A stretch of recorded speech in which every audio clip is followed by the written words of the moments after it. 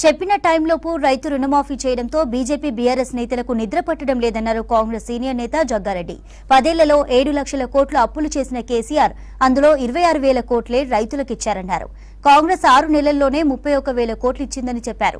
కేంద్రంలోని బీజేపీ కార్పొరేటర్ల రుణమాఫీ చేసిందే తప్ప రైతులకు చేసిందేమీ లేదన్నారు. నల్ల చట్టాలకు వ్యతిరేకంగా ధర్నా చేసిన రైతులను హత్య చేశారని మండిపడ్డారు. కొందరు నేతలు రైతులపై సినిమాలు తీసి డబ్బు సంపాదించి రైతు వ్యతిరేకమైన బీజేపీకి మద్దతిస్తున్నారని విమర్శించారు జగ్గారెడ్డి.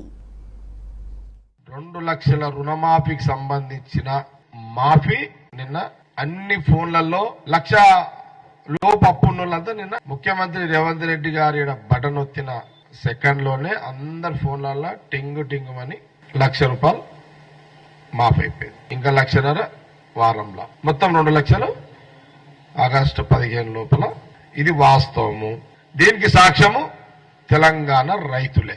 ఇక ఆ లీడరు బీఆర్ఎస్ బీజేపీ వాళ్లకు నిన్న నుంచి వాళ్ళ నిద్ర కరువైపోయింది. నిన్న చెయ్యంగానే రైతుల్లో ఇళ్లలో సంబరాలు, బీఆర్ఎస్ బీజేపీ ఇళ్లలో టెన్షన్లు. నేను అనుకుంటే రాత్రి నిద్ర పట్టగా వీళ్ళందరూ మత్తుగోళీలు వేసుకొని నిద్రగోలు వేసుకొని పండుకొని ఉంటారు అనేది నా అనుమానం. సోనియా గాంధీ గారు రాహుల్ గాంధీ గారు ఒక మాట చెప్పిరు అని అంటే, ఒక మాట ఇచ్చిరు అని అంటే అది అమలు అవుతుంది. ఎంటైర్ క్యాబినెట్ అందరు కూడా వారి నాయకత్వంలో నిన్న రైతులకు రుణమాఫీ అయిపోయింది.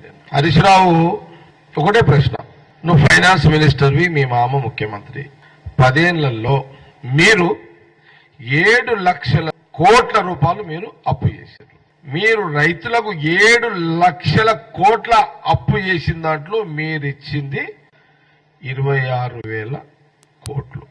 10 ఏళ్లలో 7 లక్షలు అప్పు, రైతులకు ఇచ్చింది 26,000 కోట్లు.